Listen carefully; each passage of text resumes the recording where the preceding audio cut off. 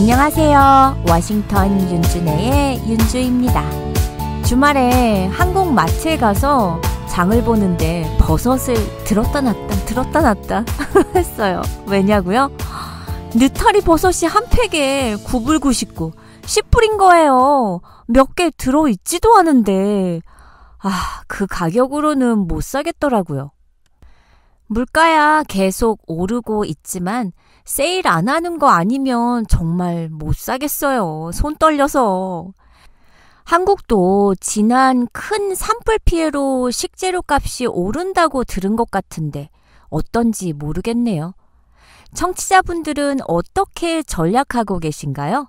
안 쓰고 안 먹고? 최소한으로 절약하며 산다고 해도 아이들 있는 집은 좀 더 힘든 것 같아요.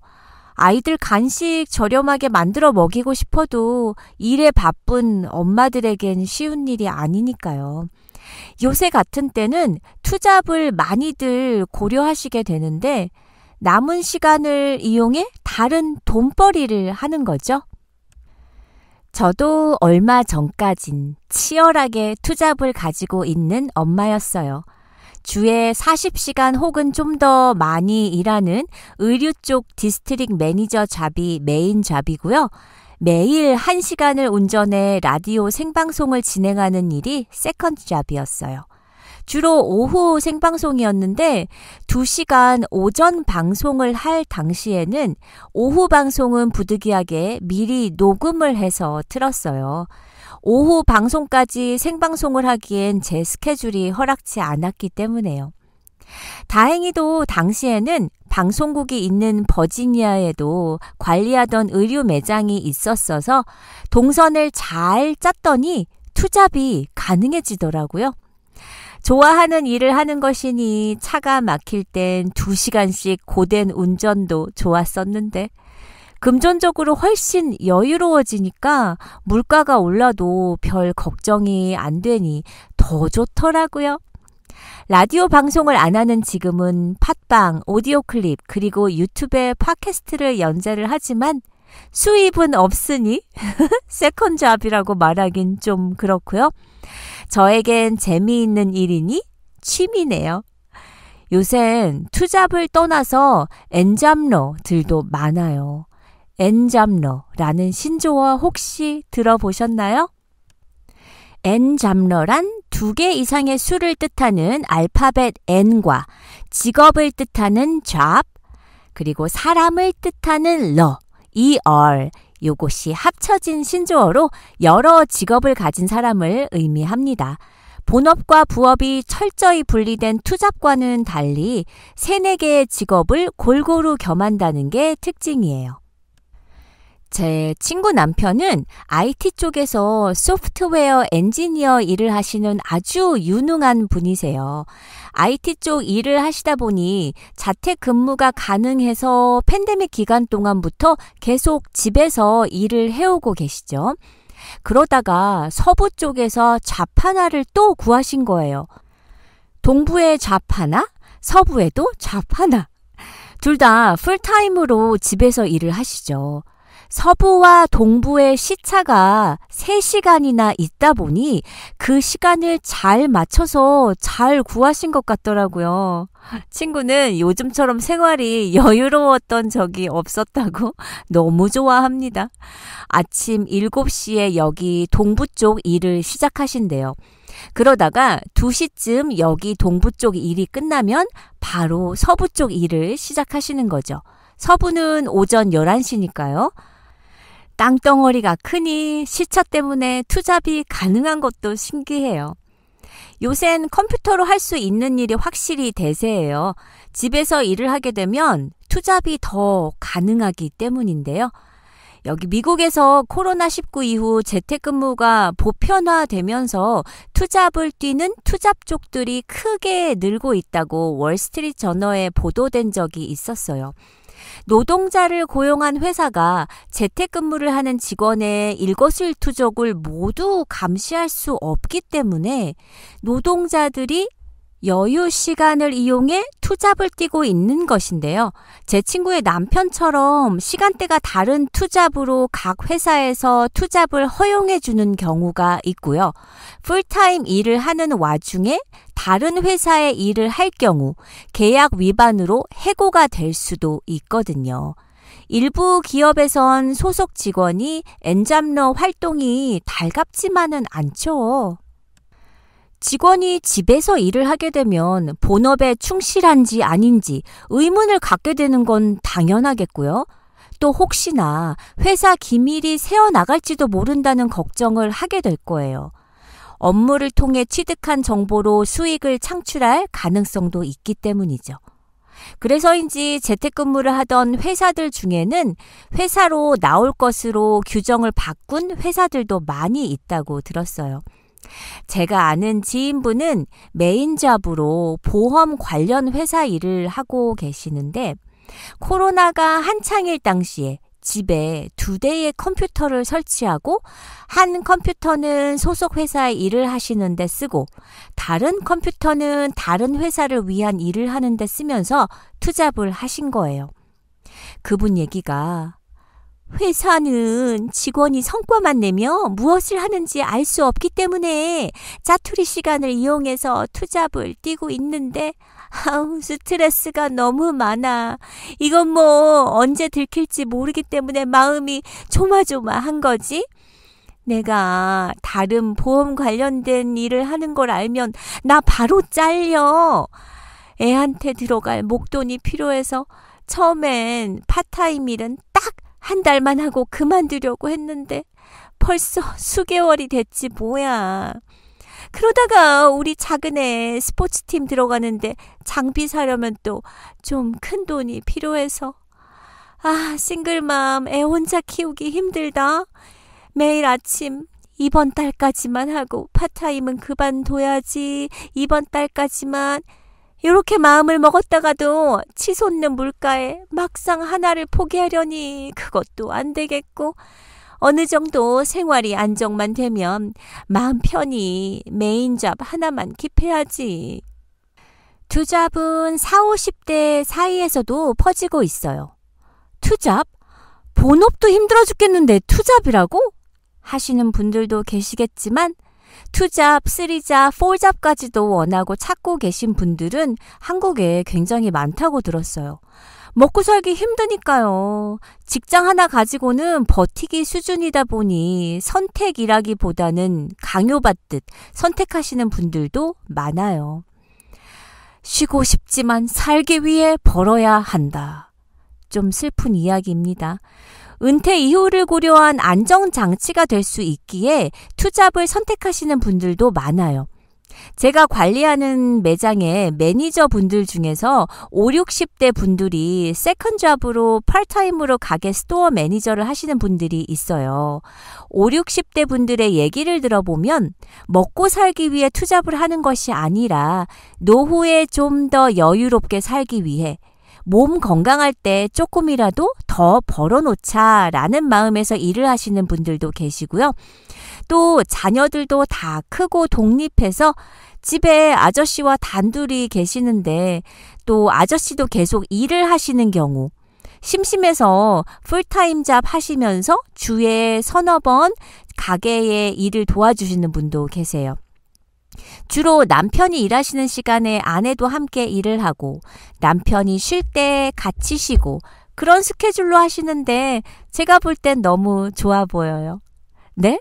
반대로 해야 되는 거 아니냐고요? 남편 일할 때 나 쉬고 남편 쉴 때 나는 나가고 또 예전에 가게 매니저분을 뽑으려 인터뷰를 했는데 그분은 풀타임 잡이 간병인이셨어요.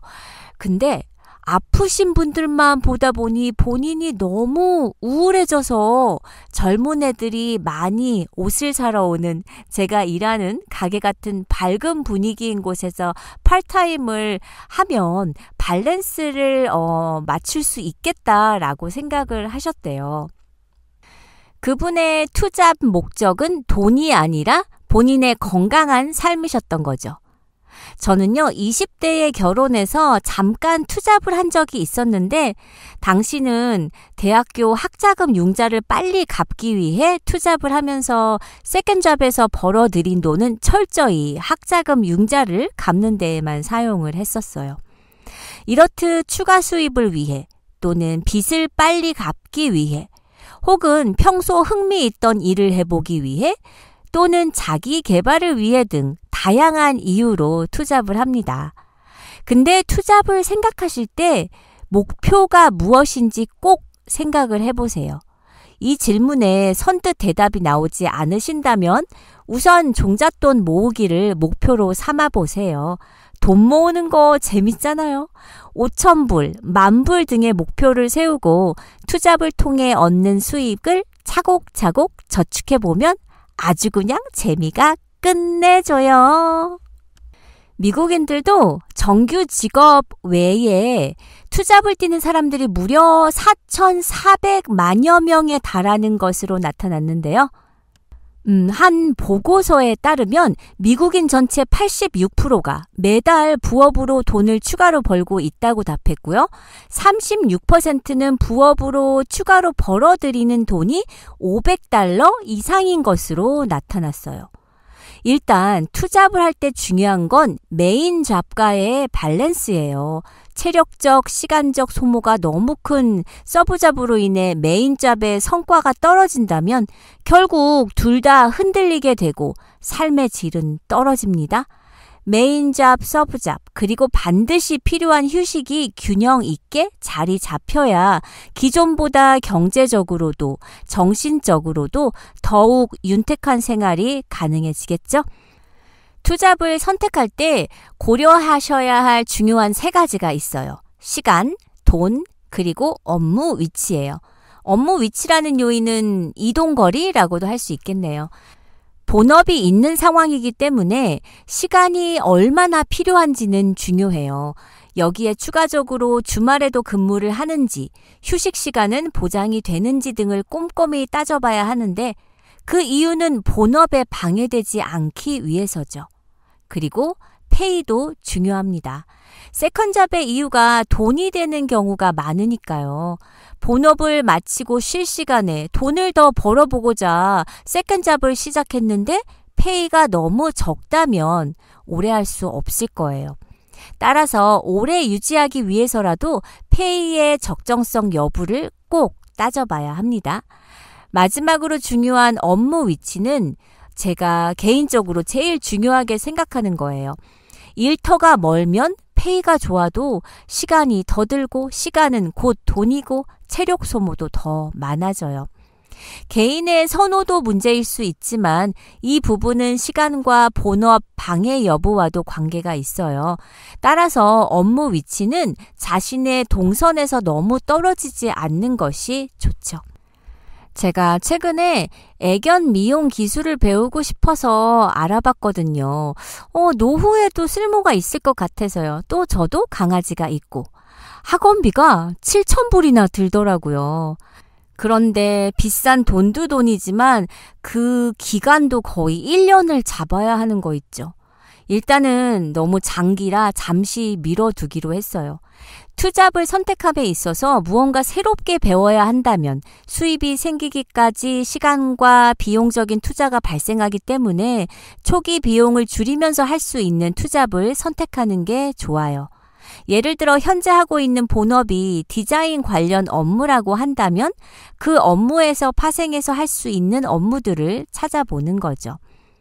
그러고 보니 예전에 저희 어릴 때도 투잡이신 엄마들이 많았어요. 아이들 키우고 살림하면서 메인 잡으로 요구르트 배달이나 시험지 배달 또는 시장에서 일하시는 엄마들도 많았고요. 그리고 집에 와서는 또 다른 부업이라는 걸 하셨죠. 저희 엄마도 부업을 쉬지 않고 하셨어요. 저희 3남매 키우시면서 아마 안 해본 부업이 없으세요. 엄마가 하시던 부업은 저는 대략 5살 때부터 기억이 나는데 집안에서 신는 슬리퍼 밑창을 노란 본드로 붙이는 일이었는데 온 본드 냄새가 진동하던 생각이 나요. 그런 일은 건강에도 안 좋았을 텐데 집에서 공업용 본드로 소일거리를 한다? 뭐 그땐 70년대니까 요샌 있을 수도 없는 일이죠. 다 된 물건을 가지고 가는 날이 신나는 날이었어요. 엄마를 따라 봉다리를 나눠 들고 한참을 걸어 물건을 갖다 주면 엄마는 돈을 받으셨는데 그 금액은 한없이 작은 액수였겠지만 5살인 저는 이 세상에서 엄마가 제일 부자가 된 듯 행복했어요. 돌아오는 길에 떡볶이도 사 먹고 순대도 사 먹고 또 스웨터에 구슬을 꿰는 일을 하시는 것도 보았고요. 태극기 봉을 조립하는 것도 본 기억이 있어요. 이 역시 제가 초등학교 2, 3학년쯤이었는데 제 기억엔 이 태극기 봉이 제일 힘들었어요. 왜냐면 다 된 물건을 가져다 주는 그 길이 높은 언덕을 한참 올라가야 했었기 때문에 그걸 들고 오르는 오르막길이 어린 저에겐 여간 힘든 일이 아니었거든요. 하지만 돌아오는 길엔 언제나 맛있는 떡볶이가 기다리고 있었으니 오르막이면 어떠하리. 또 제일 재밌게 했던 건 나무젓가락을 얇은 비닐에 끼워 넣는 작업이었어요. 지금은 나무젓가락 커버가 전부 종이로 되어 있지만 당시는 얇은 비닐 안에 들어있었는데 비닐을 쭉 펴고 그 안에 젓가락을 하나씩 끼우는 일이었죠. 그땐 할머니 집에를 가도 이모 집에를 가도 그 부업거리는 어느 곳에나 있었어요. 그러면 한 상에 둘러앉아서 온 가족이 쉬지 않고 손을 움직이고 했었는데 그래도 제가 제일 즐겁게 했던 건 역시나 구슬 깨기였는데요. 일감이 많지 않아 자주는 하지 못했던 부업이었는데 단순한 일이었고 손에 풀이나 물을 묻히지 않아도 되는 깔끔한 일이었어요. 저는 워낙 손가락 꼼지락거리는 걸 좋아해서요. 요새도 이런 거 있으면 하고 싶어요. 노력의 땀이 돈이 된다고 철석같이 믿었던 시절, 온 가족이 둘러앉아 경쟁하듯 부업을 하던 생각이 납니다. 그럼 세컨드 잡으로는 어떤 것들을 할 수 있을까요? 가장 진입 장벽이 낮은 투잡은 역시 리테일 아르바이트예요. 제가 메인으로 하는 가게 일같이요. 일단 리테일은 쇼핑몰이 저녁까지 오픈을 하기 때문에 퇴근 후 충분히 짜투리 시간을 활용하실 수가 있죠.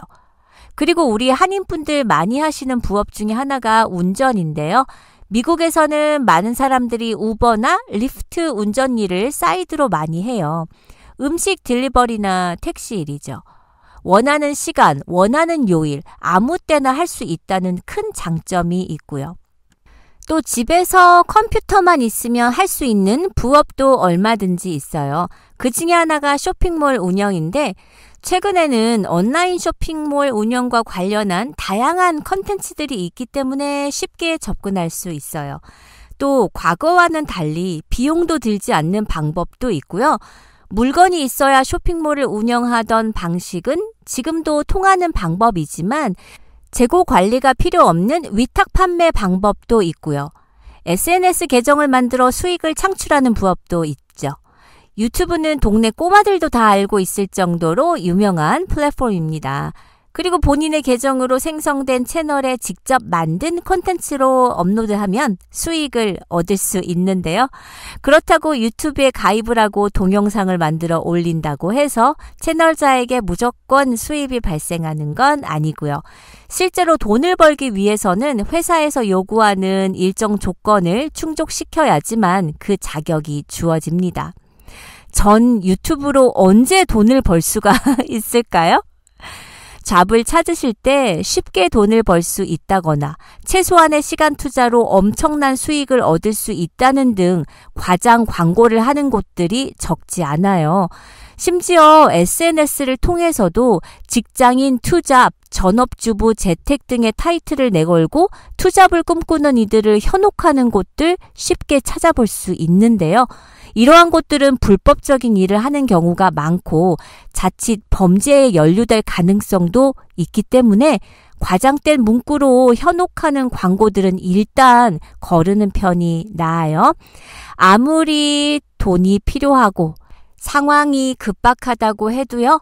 무리한 투잡은 노. 나의 건강이 먼저예요. 즐거운 투잡은 예스. 우리는 다음 시간에 또 만나요.